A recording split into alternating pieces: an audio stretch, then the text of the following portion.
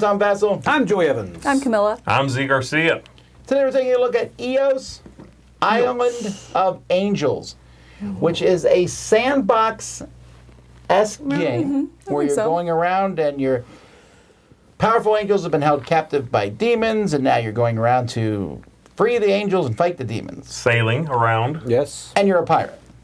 Yeah, you're a pirate with a Faction, funky, weird crew. Yeah. Nice ship. Yep. There's a lot going on. I'm going to let Z tell you about it. Okay, I'll try.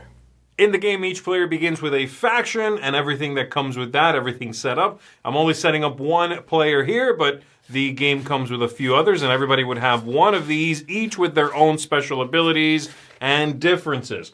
We've also got the board set up over here, and then a few different decks of cards that are needed for the game. This is going to be a pretty top-level overview, just to give you an idea of what's going on in the game. We're going to be moving around on the board with our little ship, going to different locations, encountering demons, which is going to hurt our track over here, spending weapons to fight demons, moving this track down, and then if we have no weapons, gaining demons on the other side by moving this up as we encounter them. That would be these little things right here. Moving around, trying to gain victory points. And you do that from a few different things. You can go have epic deeds that happen, which are these things, paying costs and getting rewards. You can go get these tokens, which you gain at different places throughout the map. With one of these, you can then go and claim one of these angels, and they're standees, so you can't see them very well. But there's a stack of these right here, which are set up on the table already, locations where they begin. So if you've got one of these, you can go make it over there, and then you claim this and the corresponding angel that goes to it. With one of these, then, you can go and fight one of the big demons, one of these. And these guys are going to be showing up in the game as the passage of time happens. The clock in the game is every time the players do something particularly awesome, which is a chronicle action right here, then we are going to put one of our tokens on this track. And that's going to be both the clock in the game. It also triggers events as we cover them up. And it brings out new monsters, those main demons, these guys right here, as we advance. Once this gets to the end, the game is going to be over. Whoever has the most points, which is these symbols here, that's going to be the winner. So general flow in the game, all right? We are going to, on your turn, you either take a worker, the rightmost one on your ship right here, and you put it on someone you haven't activated yet, and you do whatever they do, or you recall all these things and you put them back, okay? So basically, this person right here lets you move your ship. This is your scout. And the scout lets me, in this case, for this faction, I can move one, and for every time I've upgraded this, I can move a +1, all right? As long as I pay the cost, you'll be tracking money right here with these discs. Right now, I have no money. So that's how that works. During the very first turn of the game, I will pick also where I begin on the table here at one of these islands around the outside. All right, so I'll be moving around using this. Again, if I enter these locations, I'm going to take those demons, which are bad, take them on this track right here, and possibly some other rewards. I can go instead to this person right here, which gives me some ability. My first officer lets me kick up one of these right here and get some reward. And then if I level them up, I can roll the die and gain whatever the die gives me. It might be another leveling up there. It might be some money. It might be a demon, something bad. It might be a victory point, different things. So I can do that. If I go to the next one, in this case, the quartermaster, or for me, it's the quarter beast, then I'm going to draw and play cards. Now, you begin with some cards that are specific to your faction, and these are one-time use cards. They do something, give you money, level you up here, let you kick up one of these trackers across the bottom so that you're better able to do that thing, or give you protection. Now, protection is sliding this over so that the demons, as you gain them, they hurt you later. Once this tracker, flipped over to the demon side, of course, gets to that location right there, I have movement -1. And then it keeps going with bad stuff happening over here. So I can gain protection and keep pushing this off so that it happens later. Across the bottom, Then I've got the opposite, these weapons. And if I make it to there at least, then I have +1 movement. And then over here is my max. I can have at most that. Don't forget, this is a seesaw. As I gain the little demons, this goes down. So if I was at 4 weapons and I gained 9 demons, I would lose those 4 and then gain 5 demons. That would be a total of 9. So it's a sliding scale. So I have these cards in my hand, which are faction specific, but you're also going to be drawing cards from this common deck. And this quarter beast lets me draw 2, play 1, or possibly draw more or play more if I upgrade that and I pay the cost. All right. Then over here we've got the treasurer who makes me money, 20 to start, and then +10 for each of these. And then over here, then the warrior, the way in which I'm going to be making those weapons. I get 7 in this case for this faction, and then I get plus some if I pay more money. All right. But again, this has to be upgraded to have access to it. Once I've done that, then I'm going to, let's say I go here and I gain 20 bucks, like so. Then I'm going to move a token down here that is going to give me a special ability, like a secondary action I do. And that secondary action lets me play a card, move my ship again, draw a card, remove one of these. You'll see why, because you want to clear these locations. Or even cleanse the area in which I am. To cleanse an area, let's say I've sailed around, I'm in this space, I would take one of my little tokens and I would cover up those demons, cleanse it, it no longer affects me, and I get 3 victory points because there was 3 little demons right there. The victory point being around the outside of this. All right, so that's how that works. Main action, secondary action. And this continues. I have to pick someone I haven't done yet. So I could do that. I could move this up and get $5. And then I do a secondary action, which has to move. I cannot leave it there. So maybe I'll sail.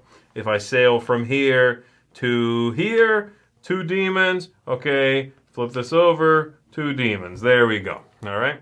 Whenever I want to, I can recall instead. And if I recall, I get all the abilities printed below the tokens that I've moved. And then I clear this off. There's also cards here that let me upgrade my characters. There's a symbol for that, and you'll see it over here at the end of your track and sometimes on other things. So these can be built either for money or if I have access to that symbol. You have common ones that you begin with here, and you've also got some that belong to your faction specifically. So for example, this one belongs to a specific character, in fact, and I could, if I get that building ability, tuck it underneath my board, and I now have some power. Or I could do one of these, like this one over here. Let's say I pay 70 coins, or I have one of those. Well, I can attach this 20 hero of my choice, it says. I could attach it right there, and on activation, look at that, I get to build something. So fantastic. I probably want that early so I can build even more of these. And most of these things are worth victory points. Every card you play is worth 2 victory points, including, your own and these. Every upgrade you build is worth 3 victory points. As you cleanse the demons, you get victory points for that. When you gain these angels, you have a choice. You can take this side, which is 15 victory points, and you get to ignore 1 curse. I'll tell you what a curse is in a minute.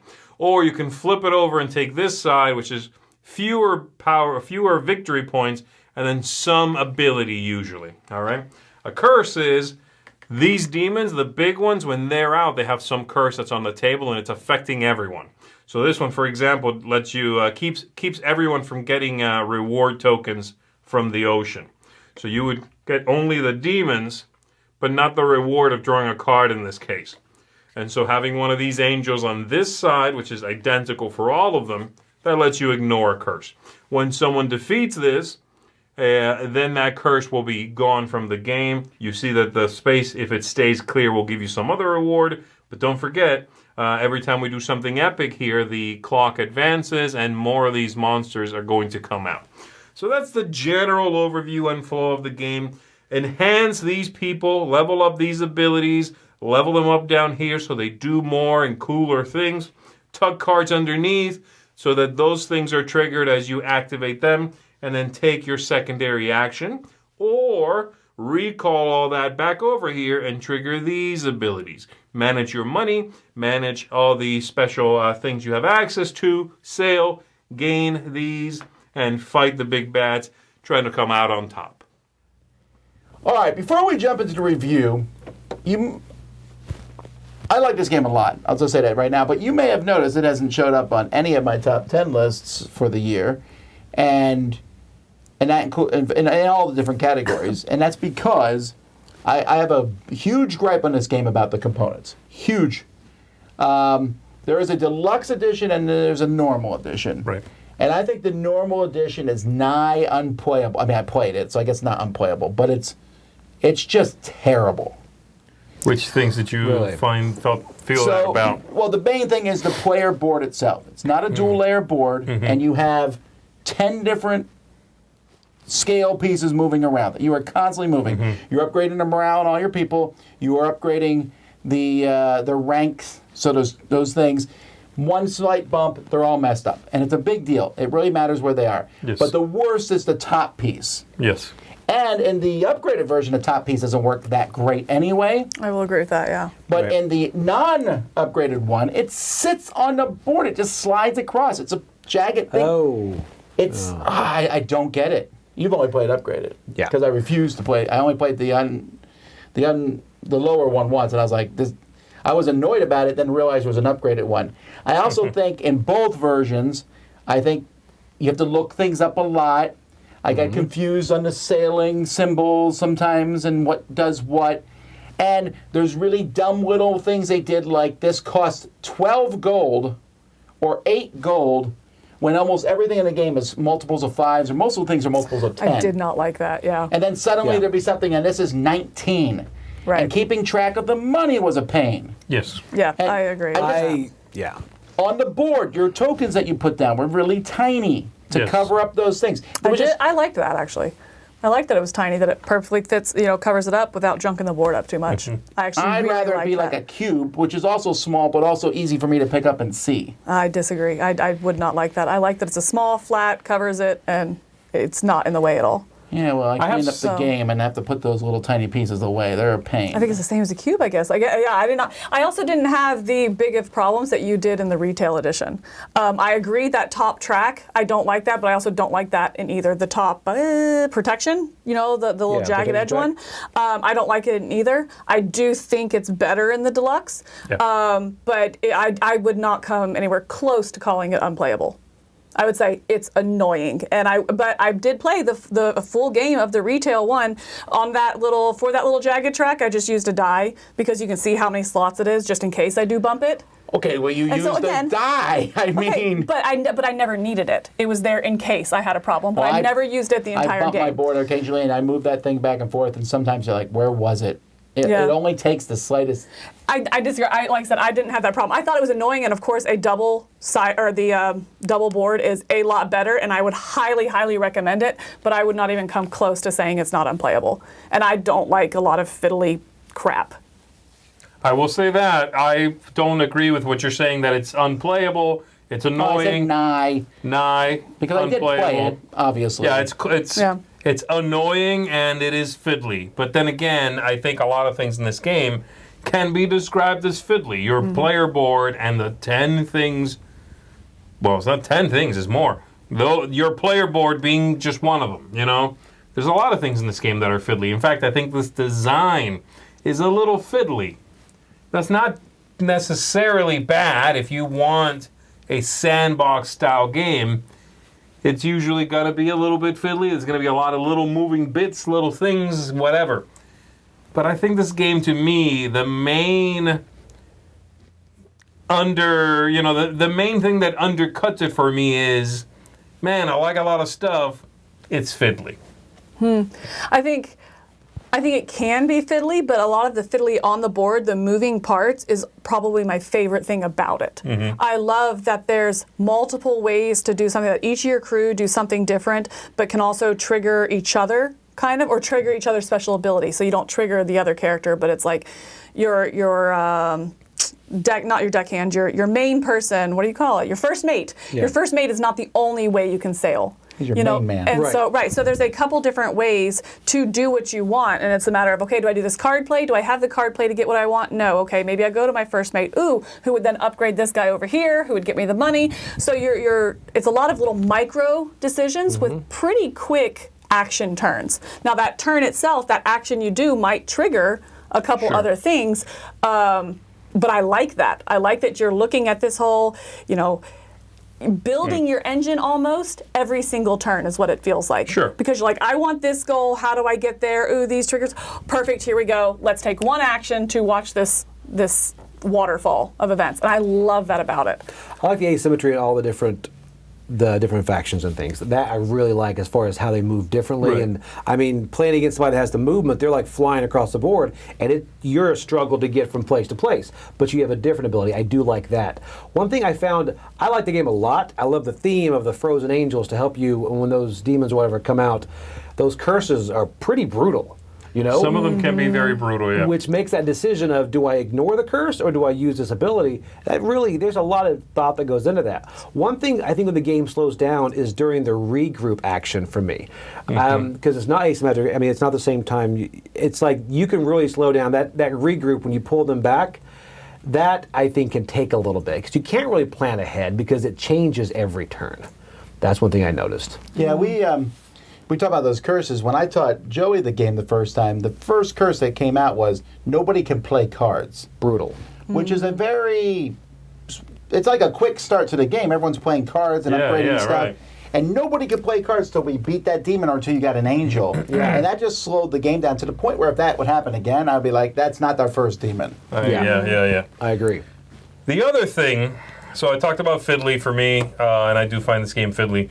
The other thing is, I'm not sure about the balance, or if 100% agree. I agree. you know, That's if, my and if thing. not the factions? balance, at least the luck. Some of those cards, like this last time I played, I noticed it really was very apparent. Like I had a few cards in my hand that you top deck, and it's like one of them gave me $10, and one of them allowed me to ignore one of the requirements on one of the major Demon That Lords. card's the best card in the I'm deck. like, Huge. so this one card keeps me from getting 25 demons, Yeah. and this is 10 coins. That I cannot express to you the wild difference between those two things. And I feel that way about the factions. I feel that way about the starting locations on the map, which you do pick, but they don't all seem the same. I don't know if I'd agree with that. I agree that it is like feels wildly imbalanced, and it's Yes. like, whew. And in both games that I played, there was a clear winner early in the game. You know, not as having fun with the game, so I didn't mind. I think that at one point I said, "Oh, it reminds me of Earth, where I don't care if I'm winning or losing because it's just fun. I enjoy what it's doing."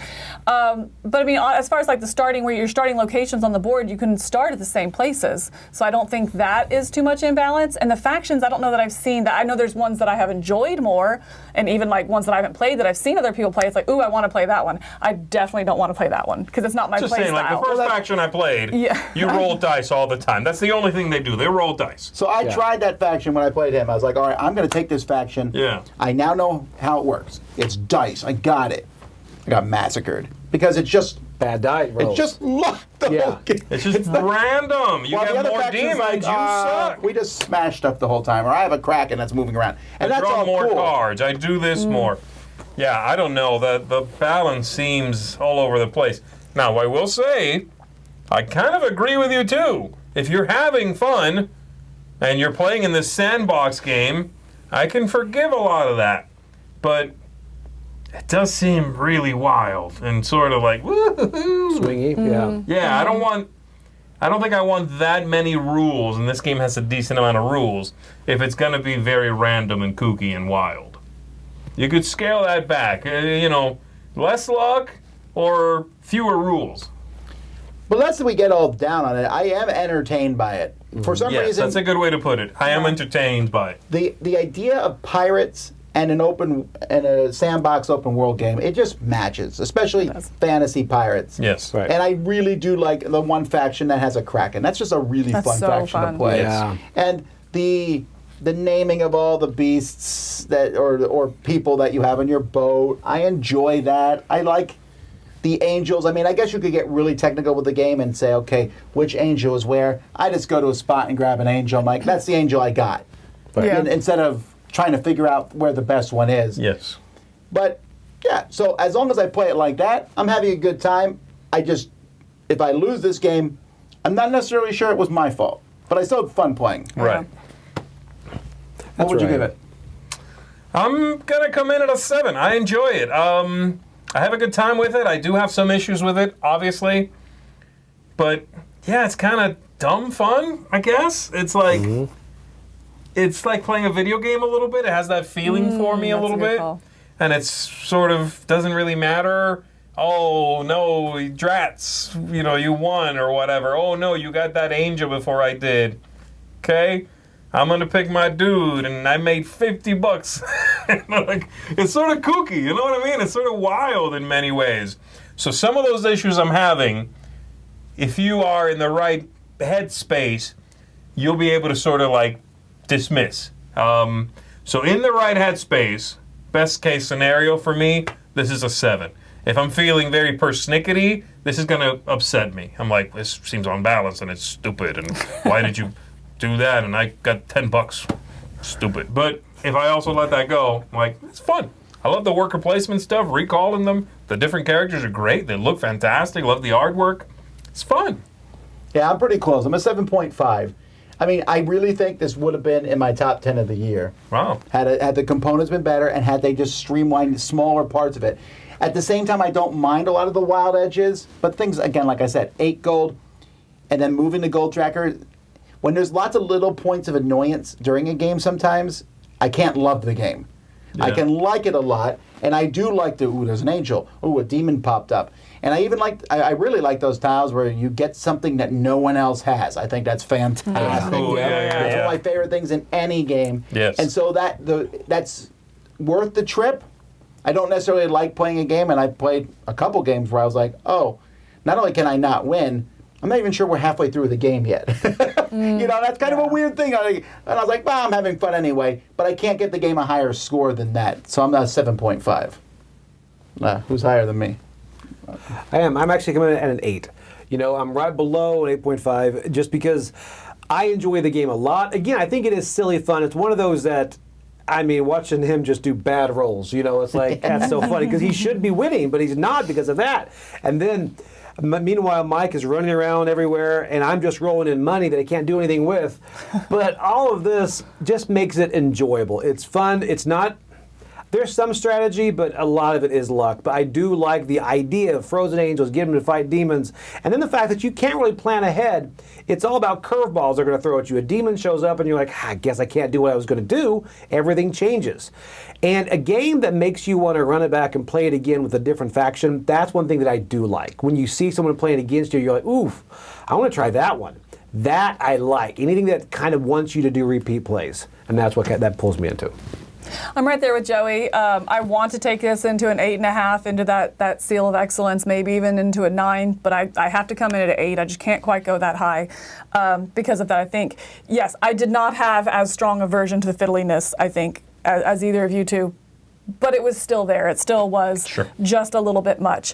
And I do think that it overstays its welcome a little bit on the table. Even taking it down to a 2-player game, which I did, it still was close to hour and a half, maybe 2 hours of game, and it just overstayed its welcome a little bit. And so with it being fiddly on top of that, it did kind of wear you down.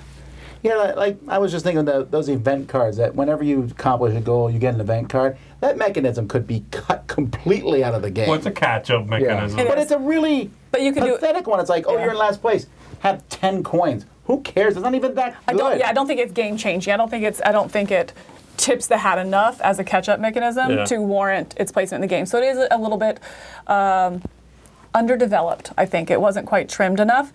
That being said, I had so much fun playing it. It could be, if it was better, it'd be 8.5. If you ask me right now, do you want to play this? Absolutely. Let's do it. This is straight up a game at a convention. I want to get out. I want to play as often as I can and just have fun in this world, and it feels like, when you have a really good roll and right with all those combos that it's just like, it's like Oprah Winfrey, and you get a prize, and you get a prize, and this does that, and it's what it feels like on your turn. You have, even on your recall That's true. turn. Yeah. It's so much fun. I love it.